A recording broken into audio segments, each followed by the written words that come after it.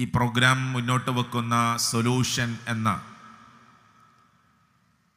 പ്രതിസന്ധികളിലൂടെ കടന്നു പോകുന്ന, പ്രയാസങ്ങളിലൂടെ കടന്നു പോകുന്ന, കുടുംബ രംഗങ്ങളിൽ വ്യത്യസ്തമായ മേഖലകളിൽ അസ്വസ്ഥതകളും പ്രയാസങ്ങളും അനുഭവിക്കുന്ന ആളുകൾക്ക് പരിഹാരത്തിൻ്റെ മാർഗങ്ങൾ പറഞ്ഞുകൊടുക്കുന്ന സംസാരങ്ങളാണ് ഇവിടെ എനിക്ക് മുമ്പ് ഈ ചർച്ചകളിലൂടെ കൊണ്ടുവന്നിട്ടുള്ളത്. അതിൻ്റെ സമാപന സംസാരമെന്ന നിലക്ക് ഏതാനും ചില കാര്യങ്ങൾ നിങ്ങളുടെ ശ്രദ്ധയിലേക്ക് കൊണ്ടുവരാനാണ് ഞാൻ ആഗ്രഹിക്കുന്നത്. അള്ളാഹു തൗഫീക്ക് നൽകുമാറാകട്ടെ. ഇസ്ലാം വിവാഹത്തെ നോക്കിക്കാണുന്നത് ഒരു പരിശുദ്ധമായ കർമ്മമായിട്ടാണ്, ഒരു ഇബാദത്തായിട്ടാണ്. വൈവാഹിക രംഗത്തെ ഇല്ലായ്മ ചെയ്യുവാനുള്ള ബോധപൂർവമായ പരിശ്രമങ്ങൾ നടന്നുകൊണ്ടിരിക്കുന്ന ഈ കാലഘട്ടത്തിൽ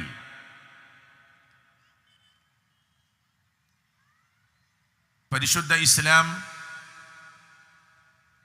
കാലങ്ങൾക്ക് മുമ്പേ സമൂഹത്തിൻ്റെ മുന്നിൽ ദാമ്പത്യമെന്നതും വൈവാഹിക ജീവിതമെന്നതുമൊക്കെ ഒരു വലിയ സൽക്കർമ്മമായി, പുണ്യകർമ്മമായി പഠിപ്പിച്ചു എന്നത് ഈ ചർച്ച ചെയ്യുന്ന സമയത്ത് നാം ഗൗരവമേറിയൊരു വാക്കായി സമൂഹത്തിൻ്റെ മുന്നിലേക്ക് ചർച്ച ചെയ്യേണ്ട ഒരു വാചകമായി കൊണ്ടുവരേണ്ടതാണ്. ഇസ്ലാമിലെ വിവാഹം അത് ചെറിയ സമയം കൊണ്ട് വിശദീകരിക്കുക എന്നത് അപ്രായോഗികമാണ്.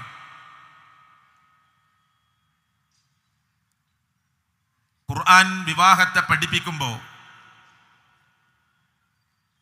വിവാഹം ഒരു ദൃഷ്ടാന്തമായിട്ടാണ് അല്ലാഹു തആല ഖുർആനിൽ പരിചയപ്പെടുത്തിയത്.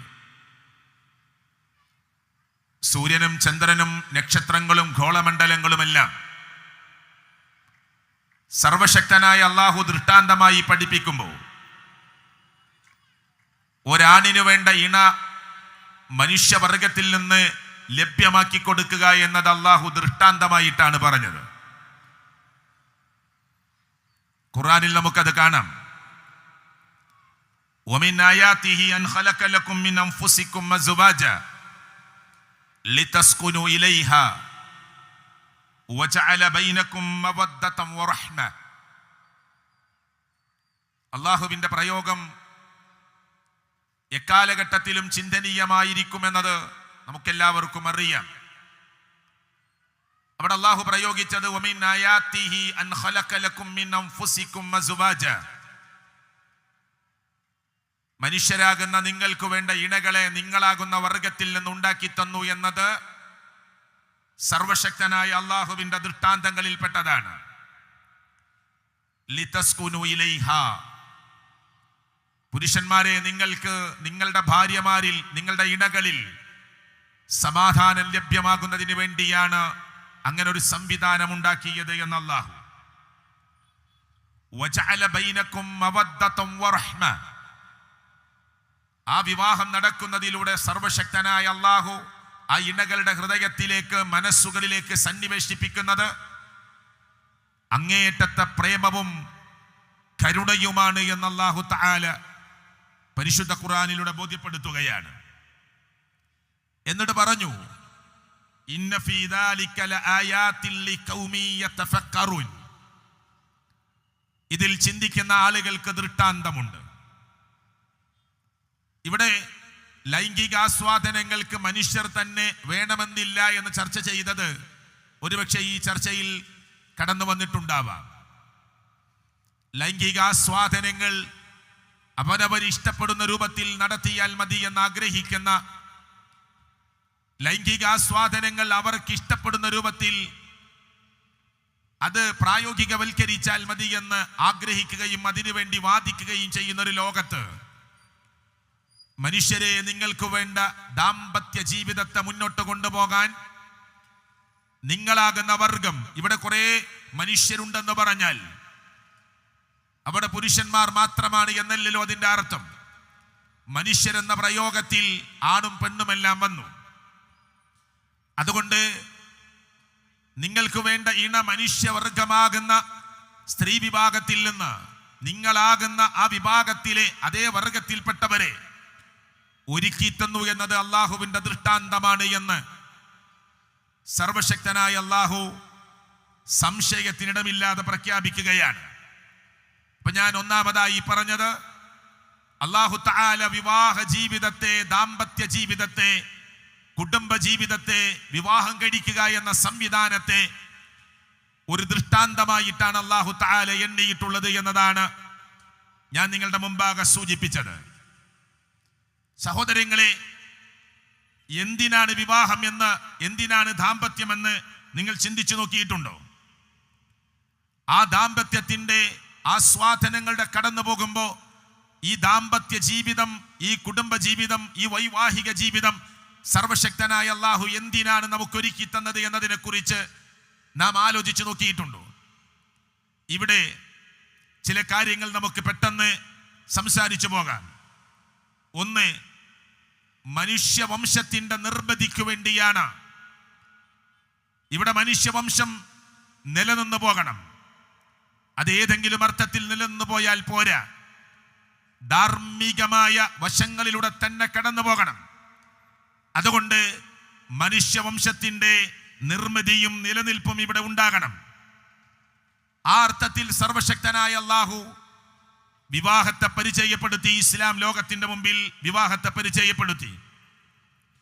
ലൈംഗികമായ ആസ്വാദനങ്ങൾക്ക് ആണും ആണും തമ്മിൽ, പെണ്ണും പെണ്ണും തമ്മിൽ യോജിച്ച് മുന്നോട്ട് പോയി കൂടാ എന്ന് നിങ്ങൾ എന്തുകൊണ്ട് പറയുന്നു എന്ന് ചോദിക്കുന്നവർ, നമ്മുടെ രാജ്യമാകുന്ന ഇന്ത്യ രാജ്യത്ത് ഗാന്ധിജിയെ ഓർക്കുന്നവർ, ആദ്യത്തെ വിദ്യാഭ്യാസ മന്ത്രി അബുൽ കലാം ആസാദിനെ ഓർക്കുന്നവർ, ലോകാടിസ്ഥാനത്തിൽ പ്രവാചക ഗുരുവര്യന്മാരെ ആലോചിക്കുന്നവർ, ഋഷിവര്യന്മാരെ ആലോചിക്കുന്നവർ, അവരൊക്കെ ഒരു നല്ല ദാമ്പത്യ ജീവിതത്തിലൂടെ ലോകത്തിന്റെ മുന്നിലേക്ക് സർവശക്തനായ അള്ളാഹുവിന്റെ തീരുമാനപ്രകാരം ഭൂമിയിലേക്ക് ജനിച്ചു വീണവരാണ്. ഒരു പെണ്ണും പെണ്ണും തമ്മിൽ ഞങ്ങൾ ഭാര്യ ഭർത്താക്കന്മാരെ പോലെ സുഖമെടുത്ത് ജീവിക്കുന്നു എന്നതിൽ ഇവിടെ ഒരു പ്രഗത്ഭരും ജനിച്ചിട്ടില്ല, ഒരു പ്രശസ്തരും ജനിച്ചിട്ടില്ല. ഉണ്ടോ? പ്രഗത്ഭരെന്ന് വേണ്ട, പ്രശസ്തരെന്ന് വേണ്ട, ആരെങ്കിലും അതിലൂടെ ഈ ഭൂമിയിലേക്ക് സർവശക്തനായ റബ്ബ് അതിലൂടെ ജന്മം നൽകിയോ? ഇല്ല. അപ്പൊ ഇവിടെ ആണ് മതി, എൻ്റെ ആസ്വാദനത്തിന് ആണിന് ആണ് തന്നെ മതി, പെണ്ണിന് പെണ്ണു തന്നെ മതി എന്ന് വാദിക്കുന്ന ലോകത്ത് ഇസ്ലാം കൃത്യമായ ഒരു കാഴ്ചപ്പാട് ലോകത്തിന്റെ മുമ്പിലേക്ക് വെക്കുകയാണ്. ഇതേ ഈ മനുഷ്യരുടെ ഈ വംശം ഇവിടെ നിലനിന്ന് പോകണം. അത് സുതാര്യമായ നിലക്കാകണം, സുവ്യക്തമായ നിലക്കാകണം, ധാർമ്മികത നിലനിർത്തിക്കൊണ്ടാവണം. ലോകത്തിന്റെ രക്ഷിതാവായ സർവശക്തനായ അല്ലാഹു വച്ച നിയമങ്ങളെ പാലിച്ചുകൊണ്ടാവണം. ഏതെങ്കിലും അർത്ഥത്തിലുള്ള ഒരു ആസ്വാദനത്തിന് വേണ്ടി മാത്രമല്ല ദാമ്പത്യം എന്നത്. ആസ്വാദനം എന്നത് ഒഴിച്ചുകൂടാനാവാത്ത ഒന്ന് തന്നെയാണ്. പക്ഷേ അതിലൂടെ ലക്ഷ്യം വെക്കുന്ന ചില കാര്യങ്ങളുണ്ട്. നല്ല സന്താനങ്ങൾ ഉണ്ടാവുക എന്നത്, നല്ല കുടുംബജീവിതം ലഭിക്കുക എന്നത്, അതിലൂടെ മാതൃകാപരമായ ഒരു മാതാവിനെ കണ്ടു വളരുക എന്നത്, മാതൃകാപരമായ ഒരു ഉപ്പയെ കണ്ടു വളരുക എന്ന്, അച്ഛന്റെ ത്യാഗപൂർണമായ ജീവിതത്തെ കണ്ടു പഠിക്കുക എന്നത്, അങ്ങനെ ഒരുപാട് ലക്ഷ്യങ്ങൾ അതിലൂടെ കടന്നു വരുന്നുണ്ട്. അതുകൊണ്ട് എന്തിനാണ് ദാമ്പത്യമെന്ന് ചോദിക്കുന്നവർക്ക് മുമ്പിൽ പ്രിയപ്പെട്ടവരെ, ഈ ഭൂമി സർവശക്തനായ അല്ലാഹു തആല മനുഷ്യ വിഭാഗത്തിന് വേണ്ടി ഒരുക്കി വെച്ചതാണ്. അത് അല്ലാഹു തആല ഖുർആനിൽ ആശങ്കകൾക്കിടമില്ലാതെ പ്രഖ്യാപിച്ചതുമാണ്. ഖലഖ ലക്കും മാ ഫിൽ അർളി ജമീഅ എന്ന പ്രയോഗം പരിശുദ്ധ ഖുർആനിൽ കാണാം. നിങ്ങൾക്ക് വേണ്ടിയാണ് ഇവിടെയുള്ള എല്ലാം അല്ലാഹു തആല സൃഷ്ടിച്ച് സംവിധാനിച്ചു വെച്ചത് എന്ന്. ആ മനുഷ്യ വംശത്തിന്റെ നിലനിൽപ്പ് ഭംഗിയായി ഏറ്റവും നല്ല രൂപത്തിൽ കടന്നു പോകണമെന്നത് സർവശക്തനായ അല്ലാഹുവിന്റെ പ്രയോഗത്തിലും ആ ദാമ്പത്യ ജീവിതത്തിന്റെ ലക്ഷ്യത്തിലും പെട്ടതാണ് എന്ന് ഗൗരവമായി ഓർക്കുക. 2, ദാമ്പത്യ ജീവിതം എങ്ങനെയെങ്കിലും കടന്നു പോയാൽ പോരാ, ധാർമ്മിക പരിശുദ്ധിയുള്ള ഒരു കുടുംബ രൂപീകരണം ഇവിടെ നടക്കണം. ഉമ്മ എന്ന് പറയുമ്പോൾ തൻ്റെ കുഞ്ഞിനെ മാറോട് ചേർത്ത് പിടിച്ച് 2 വർഷം മുലയൂട്ടണമെന്ന പരിശുദ്ധ ഖുർആനിന്റെ കൽപ്പനയാണ്. യൂറോപ്യൻ രാജ്യങ്ങളിലേക്ക് നിങ്ങൾ നോക്കൂ, വേണ്ട ഏഷ്യൻ രാജ്യങ്ങളിലേക്ക് നോക്കൂ. സ്ത്രീകളെ ബാധിക്കുന്ന ഏറ്റവും വലിയ ക്യാൻസർ, അർബുദം, അത് സ്തനാർബുദമാണ് എന്ന ചർച്ച ലോകത്ത് നടന്നുകൊണ്ടിരിക്കുന്നു. മുലയൂട്ടാൻ പ്രസവിച്ച അമ്മമാർ റെഡിയാകുന്നില്ല. ഇവിടെ മുലയൂട്ടലിലൂടെ ആ ഉമ്മയും കുഞ്ഞും തമ്മിലുള്ള ചില ബന്ധങ്ങൾ ഉടലെടുക്കുന്നുണ്ട്. ഉമ്മയിൽ നിന്ന് കുഞ്ഞിന് കാരുണ്യത്തിന്റെയും സ്നേഹത്തിന്റെയും വാത്സല്യത്തിന്റെയും ഒക്കെ ചില മെസ്സേജുകൾ കുഞ്ഞിലേക്ക് കൈമാറേണ്ടതുണ്ട്. ഓരോ ദിവസവും മാറി മാറി വരുന്ന ആ വൈറ്റമിനുകൾ അടങ്ങിയ മുലപ്പാൽ തൻ്റെ കുഞ്ഞ് തൻ്റെ നെഞ്ചിലേക്ക് ചേർത്ത് പിടിച്ച്, മാറോട് ചേർത്ത് പിടിച്ച് തൻ്റെ കുഞ്ഞിന് നൽകുമ്പോൾ അതിലൂടെ കുഞ്ഞിന് കിട്ടുന്ന ചില പ്രിയപ്പെട്ടവരെ വലിയ മെസ്സേജുകൾ ഉണ്ട് എന്ന് അള്ളാഹുവിൻ്റെ മതം ലോകത്തെ പഠിപ്പിക്കുന്നുണ്ട്. അതുകൊണ്ട് ഉമ്മ എന്നതിൽ നിന്ന് കുഞ്ഞിന് ചില പാഠങ്ങൾ ഉൾക്കൊള്ളാനുണ്ട്. ത്യാഗം സഹിക്കുന്ന ഉപ്പ, മെഴുകുതിരി പോലെ കുടുംബത്തിന് വേണ്ടി, മക്കൾക്ക് വേണ്ടി ഉരുകിത്തീരുന്ന വാപ്പ, ആ വാപ്പ നയിക്കുന്ന ത്യാഗപൂർണമായ ജീവിതം, രാവിലെ ഇറങ്ങി വൈകുന്നേരം വീട്ടിലേക്ക് തിരിച്ചെത്തി തൻ്റെ ഉപജീവനത്തിന് വേണ്ടി ഇറങ്ങിത്തിരിക്കുമ്പോൾ അതിലൂടെ മക്കൾ പഠിക്കേണ്ട ചില പാഠങ്ങളുണ്ട്. ചില ത്യാഗങ്ങളെ കുറിച്ച് പഠിക്കേണ്ടതുണ്ട്, ചില കടപ്പാടുകളെ കുറിച്ച് പഠിക്കേണ്ടതുണ്ട്, ചില ബാധ്യതാ നിർവഹണത്തെ കുറിച്ച് പഠിക്കേണ്ടതുണ്ട്. കൊച്ചു കൊച്ചു പരീക്ഷണങ്ങളെ മറികടന്നു പോകുവാനുള്ള പരിശീലനം അതിലൂടെ ആ കുടുംബത്തിന് ലഭ്യമാകാനുണ്ട്. അതിന് കരുത്തുറ്റ എല്ലിന്റെ ബലം സ്ത്രീകളെക്കാൾ കൂടുതൽ നൽകിയിട്ടുണ്ട്. അതുകൊണ്ട് തന്നെ പല കാരണങ്ങളാൽ, സമയത്തിന്റെ കുറവ് കൊണ്ട് അതിന്റെ ഡെപ്തായ വശങ്ങളിലേക്ക് ഞാൻ കിടക്കുന്നില്ല. എന്ന് അള്ളാഹുവിന്റെ ഖുർആൻ ലോകത്തിന്റെ മുമ്പിൽ വെറുതെ പറഞ്ഞതല്ല, മറിച്ച് പുരുഷനാണ് സ്ത്രീകളുടെ മേൽനോട്ടം വഹിക്കേണ്ടത് എന്ന് പറയുന്നതിലൂടെ ആ പുരുഷനിൽ നിന്ന്, വാപ്പയിൽ നിന്ന്, പ്രിയപ്പെട്ടവരെ നമ്മുടെ സഹോദരന്റെ കുടുംബത്തിന് സഹോദരനിൽ നിന്ന്, നമ്മുടെ ജേഷ്ഠന്റെ കുടുംബത്തിന് ജേഷ്ഠനിൽ നിന്ന് ഒരുപാട് ഗുണപാഠങ്ങൾ കിട്ടേണ്ടതുണ്ട്. അതുകൊണ്ട് അവിടെ ധാർമ്മിക പരിശുദ്ധിയുള്ള ഒരു കുടുംബ ജീവിതത്തിന്റെ രൂപീകരണവും ഒരു കുടുംബ ജീവിതത്തിന്റെ മുന്നോട്ടുള്ള ഗമനവും നടക്കേണ്ടതുണ്ട് എന്ന് ആ വൈവാഹിക ജീവിതത്തിന്റെ എന്തിനാണ് ദാമ്പത്യമെന്ന് ചോദിക്കുന്നവർക്കുള്ള ഉത്തരമായി പരിശുദ്ധ ഖുർആനിലൂടെയും ഹദീസിലൂടെയും നമ്മൾ കണ്ണോടിക്കുമ്പോൾ നമുക്ക് മനസ്സിലാക്കാൻ സാധിക്കും. മാത്രമല്ല, അടുത്തൊരു ലക്ഷ്യം രോഗമുക്തമായ ഒരു സമൂഹത്തിന്റെ നിർമ്മിതിക്ക് വേണ്ടിയാണ്. അല്ലേ? എന്തിനാ ദാമ്പത്യം, എന്തിനാ കുടുംബം, എന്തിനാ കരാറ്, എന്തിനാ 2 സാക്ഷികൾ, എന്തിനാ ഒപ്പുവെക്കുന്നത്? ഇതൊക്കെ ഒരു വലിയ ബാധ്യത ഏറ്റെടുക്കലല്ലേ? രോഗമുക്തമായ പ്രിയപ്പെട്ടവരെ, ആ പ്രയോഗം നിങ്ങൾ അടിവരയിടണം. രോഗമുക്തമായ ഒരു സമൂഹത്തിന്റെ നിർമ്മിതിക്ക് വേണ്ടിയാണ് അല്ലാഹു തആല മനുഷ്യരോട് ദാമ്പത്യ ജീവിതത്തിലേക്ക് പ്രവേശിക്കാൻ പറഞ്ഞത്. അല്ലേ? അമേരിക്കയിൽ 40%, അമേരിക്കയുടെ ചില പ്രദേശങ്ങൾ നടത്തിയ സർവേയിൽ 40% ആളുകൾ എയ്ഡ്സ് പോലെയുള്ള രോഗങ്ങൾക്ക് വിധേയമായിരിക്കുന്നു എന്ന പ്രഖ്യാപനമാണ് കടന്നു വരുന്നത്. അല്ലേ?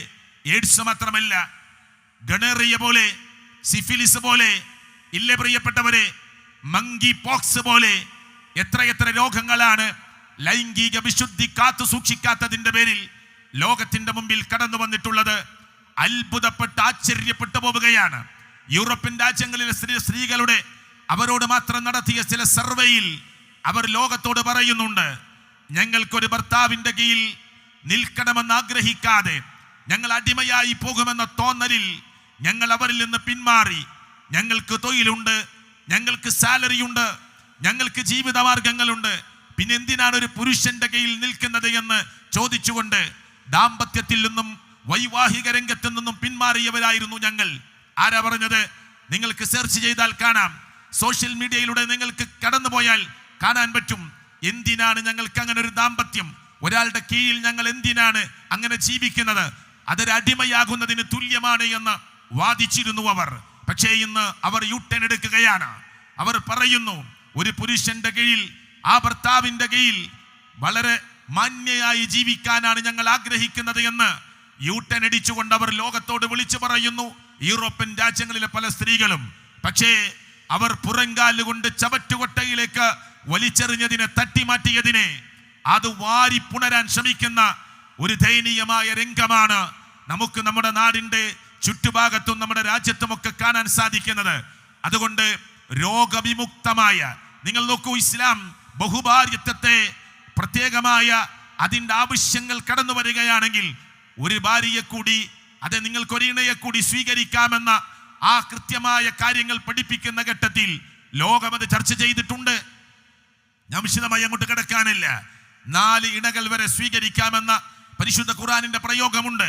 പക്ഷേ അതിൻ്റെ പേരിൽ ലോകത്താരെങ്കിലും അങ്ങനെ ഒരു വൈവാഹിക ജീവിതത്തിൽ പ്രവേശിച്ചതിൻ്റെ പേരിൽ ഏതെങ്കിലും ഒരാൾ ഒരു രോഗത്തിന് വിധേയമായിട്ടുണ്ടോ? എന്നാൽ തനിക്ക് അർഹതപ്പെടാത്ത ഇണയിലേക്ക്, അവിഹിത ബന്ധങ്ങളിലേക്ക്, അവിഹിതമായ കൂട്ടുകെട്ടുകളിലേക്ക് കടന്നുപോയതിൻ്റെ പേരിലാണ് മങ്കി പോക്സ് പോലെ, ഇവിടെ ഞാൻ നേരത്തെ പറഞ്ഞ പോലെ സിഫിലിസ് പോലെ, എയ്ഡ്സ് പോലെയുള്ള രോഗങ്ങൾ ലോകത്തിന്റെ മുമ്പിൽ കടന്നു വന്നിട്ടുള്ളത് എന്ന് ഇസ്ലാമിനെ എതിർക്കുന്നവർ വരെ, വൈവാഹിക ജീവിതത്തെ എതിർത്തവർ വരെ, ദാമ്പത്യ ജീവിതത്തെ എതിർത്തവർ വരെ, അതൊക്കെ വലിയ ബാധ്യതകൾ തോളിലേറ്റലാണ് എന്ന് പ്രഖ്യാപിച്ചവർ വരെ, അല്ലേ, അതിങ്ങനെ സാക്ഷികൾക്ക് മുമ്പേ വലിയ ബാധ്യത ഏറ്റെടുക്കുകയാണ്. ആ സ്ത്രീയുടെ സുരക്ഷിതത്വം നമ്മൾ ഏറ്റെടുക്കണം, അതിലൂടെ ജനിക്കുന്ന മക്കളുടെ ബാധ്യത ഏറ്റെടുക്കണം. അങ്ങനെ ഒരു ബാധ്യതയിലേക്ക് നമുക്ക് പോയിക്കൂടാ, അത് നമ്മുടെ ഫ്രീഡത്തിനെതിരാണ് എന്ന് പ്രഖ്യാപിച്ചവർ വരെ ഇന്ന് ലോകത്തോട് ആശങ്കകൾക്കിടമില്ലാത്ത വിധം വിളിച്ചു പറയുന്നു അത് നമുക്ക് അപകടമാണ് എന്ന്. നിങ്ങളത് വായിച്ചു നോക്കിയാൽ നിങ്ങൾക്ക് കാണാം. 4ാമത്തെ കാര്യം സ്ത്രീയുടെ സുരക്ഷയാണ്.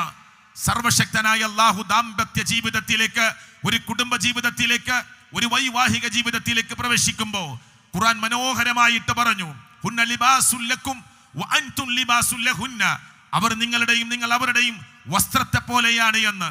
ഞാൻ ഹാഫ് കൈ ഉപയോഗിക്കുന്ന ഒരാളാണ്. എൻ്റെ കയ്യിൽ ഒരു ചെറിയ പ്രയാസം വന്നൊരു ബാൻഡേജ് ഇട്ടാൽ ഞാൻ ചിലപ്പോൾ ഫുൾ സ്ലീവ് ഉപയോഗിക്കും. ഈ കാര്യം എല്ലാവരും കാണേണ്ടതില്ല എന്ന നിലക്ക് തൻ്റെ ഭാര്യയുടെ ചെറിയ ന്യൂനതകളെ, മൈന്യൂട്ട് ന്യൂനതകളെ മറച്ചു വെക്കുന്ന കുപ്പായമാണ് ഭർത്താവ്.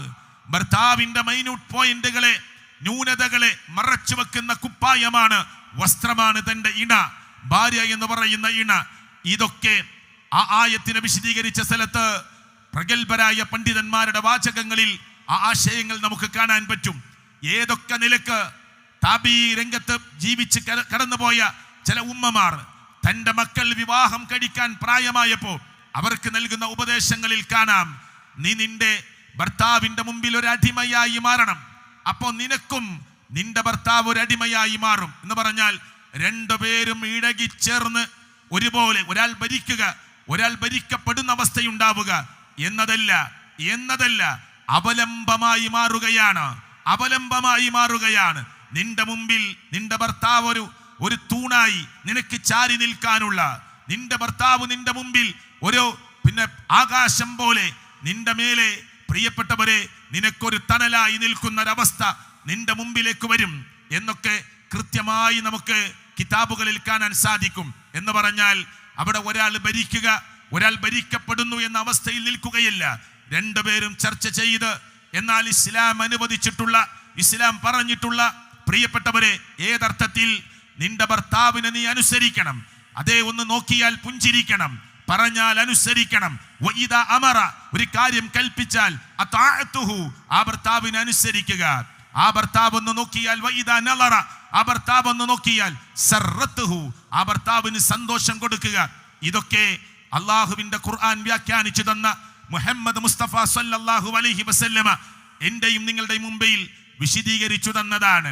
പോരാ, എന്നാൽ ഇന്ന് നമ്മുടെ നാട്ടിലെ വിവാഹങ്ങൾ ദൂർത്തിന്റെയും പൊങ്ങച്ചത്തിന്റെയും ഗർവിന്റെയും ഗമയുടെയും വമ്പിന്റെയും ലോകമായി മാറിക്കൊണ്ടിരിക്കുകയാണ്. ഇല്ലേ, ശവപ്പെട്ടിയിൽ വരെ പുതിയാപ്പിളയെ കൊണ്ടുപോകുന്ന ദയനീയമായ രംഗങ്ങളാണ് പ്രിയപ്പെട്ടവരെ നമ്മുടെ നാട്ടിൽ കണ്ടുകൊണ്ടിരിക്കുന്നത്.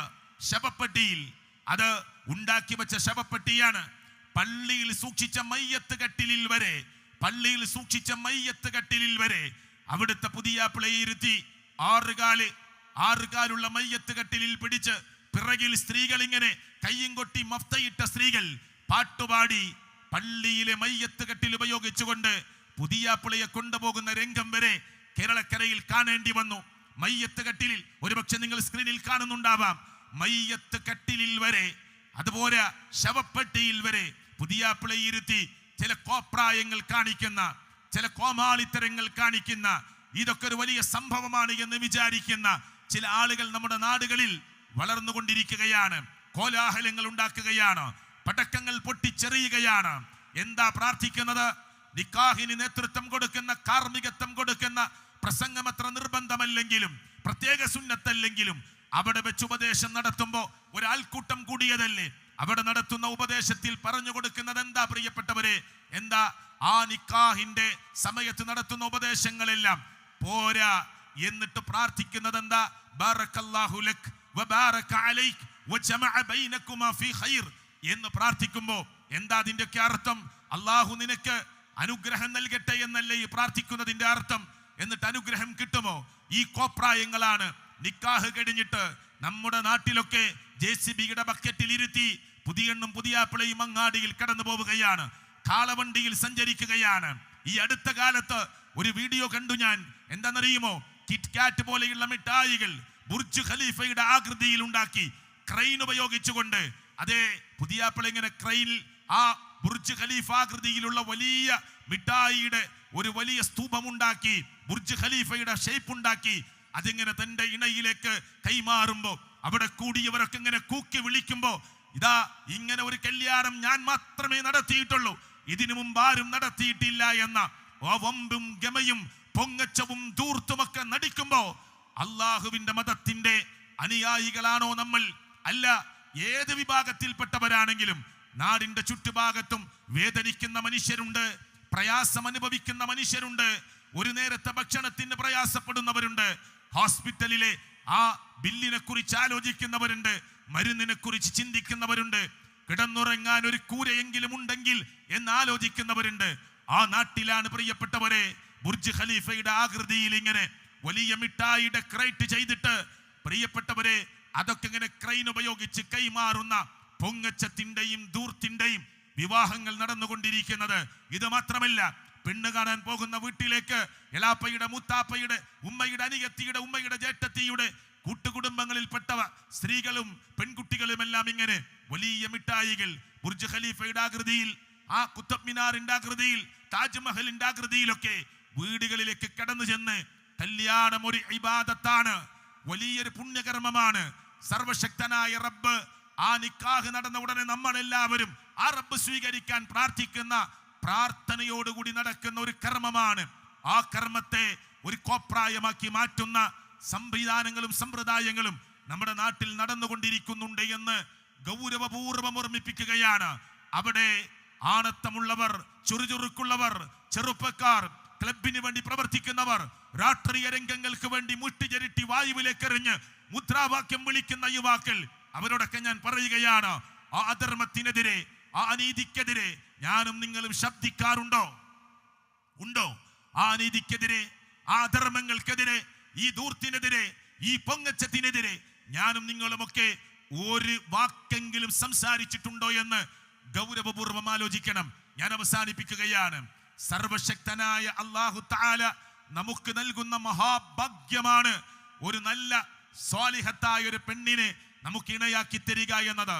എന്നെ കേൾക്കുന്ന സഹോദരിമാരെ, ഒരു സ്വാലിഹായ പുരുഷനെ നിങ്ങൾക്ക് ഇണയാക്കി തരിക എന്നത് സർവശക്തനായ റബ്ബ് തരുന്ന ഭാരമായ അനുഗ്രഹമാണ്. അതിലൂടെ നമ്മൾ സന്താനങ്ങൾ ആഗ്രഹിക്കണം. ഇവിടുത്തെ ജീവിതം മാത്രമല്ല, വരാനിരിക്കുന്ന പാരത്രിക ലോകത്ത് ഒരുമിച്ച് ജീവിക്കുവാനുള്ള ഒരു വലിയ സന്തോഷത്തെ ഞാൻ കാത്തിരിക്കണം, നമ്മൾ കാത്തിരിക്കണം.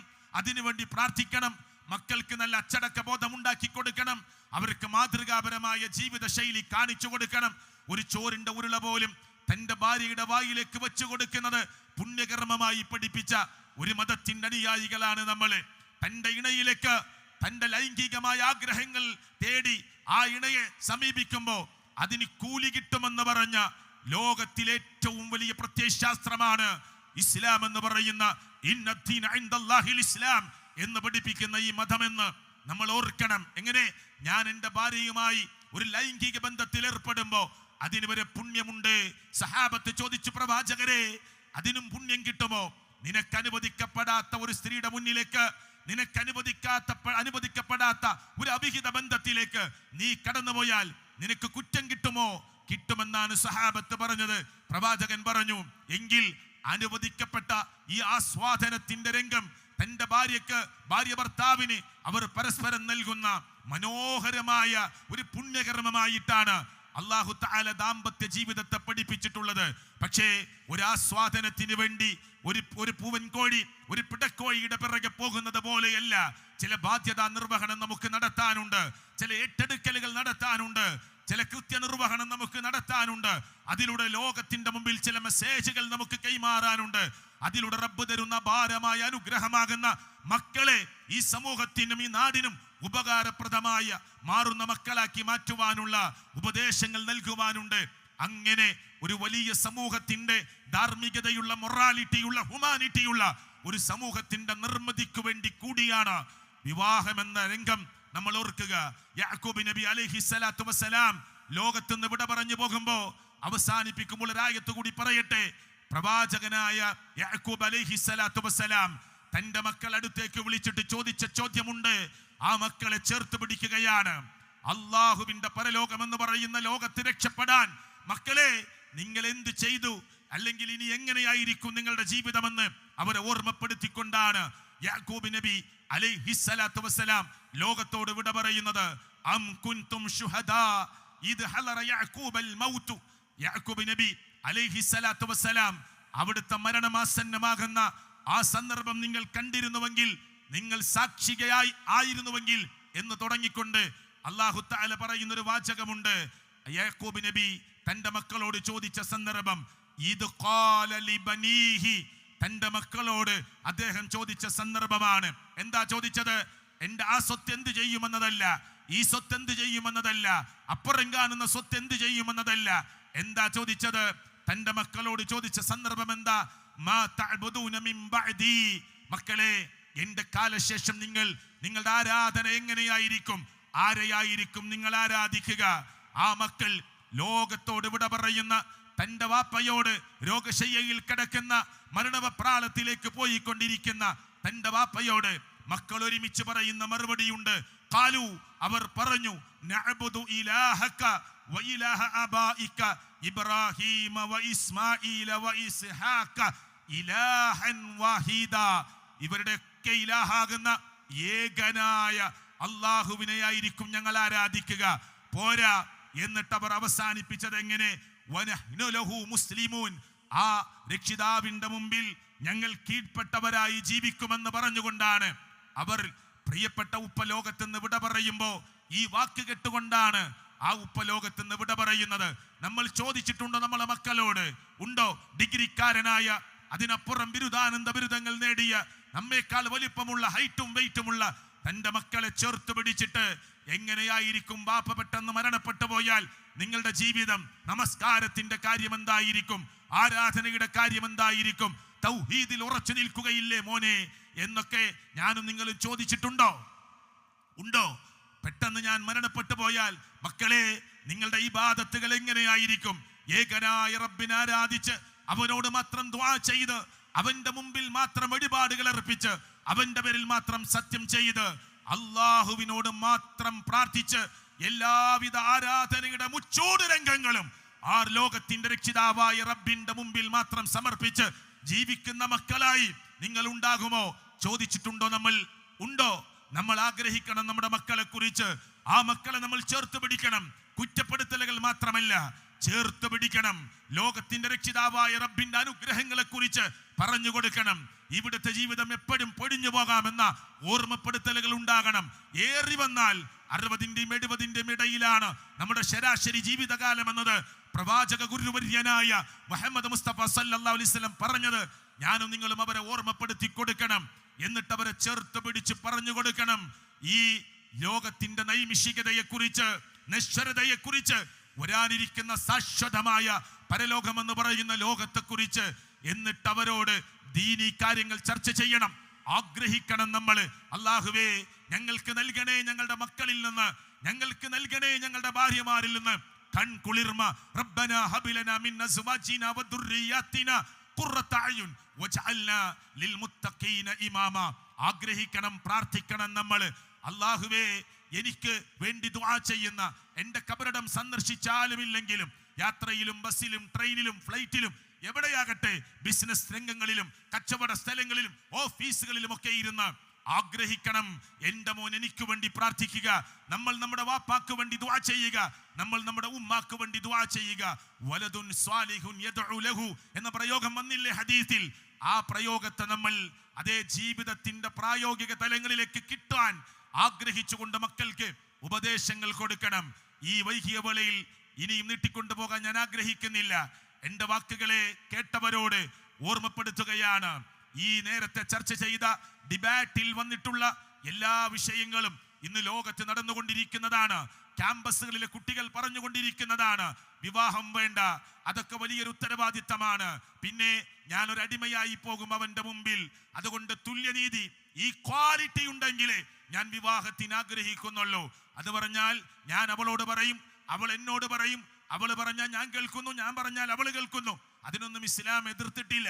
പക്ഷേ പറയുന്നത് എന്താകണം? ഒരു ഭർത്താവിന് കൊടുക്കേണ്ട സ്ഥാനം കൊടുക്കണം, ഒരു ഭാര്യയ്ക്ക് നൽകേണ്ട സ്ഥാനം കൊടുക്കണം, ഒരു മാതാവിനും പിതാവിനും കൊടുക്കേണ്ട സ്ഥാനം കൊടുക്കണം, മക്കളെ പരിഗണിക്കേണ്ടതുപോലെ പരിഗണിക്കണം. ഇങ്ങനെയുള്ള നന്മ നിറഞ്ഞ ഒരു പൂന്തോട്ടത്തിലെ വ്യത്യസ്തമായ പുഷ്പങ്ങൾ വ്യത്യസ്ത കളറുകളിൽ നിന്ന് ആനന്ദം നൽകുന്നത് പോലെ വാപ്പയും ഉമ്മയും അവിടുത്തെ മക്കളും അവിടുത്തെ അനിയന്മാരും അനിയത്തിമാരും എല്ലാവരും ചേർന്ന് ആ കുടുംബം ഇങ്ങനെ സുഗന്ധം ലോകത്തിന്റെ മുമ്പിലേക്ക് പരത്തുന്നതായി മാറണം. അതിനാകട്ടെ ഇവിടെ നടന്ന സംസാരങ്ങൾ ഉപകാരപ്പെടുന്നത് പിണങ്ങി നിൽക്കുന്നവർ, തെറ്റി നിൽക്കുന്നവർ, നിസ്സാരമായ കാരണങ്ങൾക്ക് വേണ്ടി ഭർത്താവിനോട് മിണ്ടാതിരിക്കുന്നവർ, ഭാര്യയോട് മിണ്ടാതിരിക്കുന്നവർ, ജേഷ്ഠാനികന്മാർ മിണ്ടാതിരിക്കുന്നത്, ഒരു പെരുന്നാൾ കഴിഞ്ഞു അടുത്ത പെരുന്നാൾ വരാനായി കെട്ടിപ്പിടിച്ചാലിംഗനം ചെയ്ത് തന്റെ അയൽവാസിയോട്, ലോകത്തിന്റെ രക്ഷിതാവായ റബ്ബിനോട് അയൽവാസിക്ക് വേണ്ടി ദുആ ചെയ്യുമ്പോൾ ജേട്ടനെ ഒന്ന് ചേർത്ത് പിടിക്കാൻ, അനുജനെ ഒന്ന് ചേർത്ത് പിടിക്കാൻ, ഉപ്പയെ ഒന്ന് ചേർത്ത് പിടിക്കാൻ, ഉമ്മയെ ഒന്ന് ചേർത്ത് പിടിക്കാൻ മനസ്സ് സമ്മതിക്കാത്ത കരിമ്പാറ പോലെ ഉറച്ചുപോയ ആളുകളാണോ നമ്മളെന്ന് ആത്മാർത്ഥമായി നമ്മുടെ മനസ്സുകളോട് ചോദിക്കണം. അള്ളാഹു ചിന്തിപ്പിക്കുന്ന, ആലോചിപ്പിക്കുന്ന പരിശുദ്ധ ഖുർആനിന്റെ വചനങ്ങൾ കേൾക്കുമ്പോൾ, ഹദീസുകൾ കേൾക്കുമ്പോൾ, ചരിത്രങ്ങൾ കേൾക്കുമ്പോൾ നമ്മുടെ മനസ്സിനെയും ചിന്തിക്കാൻ പറ്റുന്ന, ആലോചിക്കാൻ പറ്റുന്ന പാകത്തിലാക്കി അള്ളാഹു അനുഗ്രഹിക്കുമാറാകട്ടെ. റബ്ബനാ ആതിനാ ഫിദ്ദുനിയ ഹസന വഫിൽ ആഖിറതി ഹസനതൻ വഖിനാ അദാബന്നാർ. ആമീൻ ആമീൻ ബിറഹ്മതിക യാ അർഹമർ റഹീമീൻ.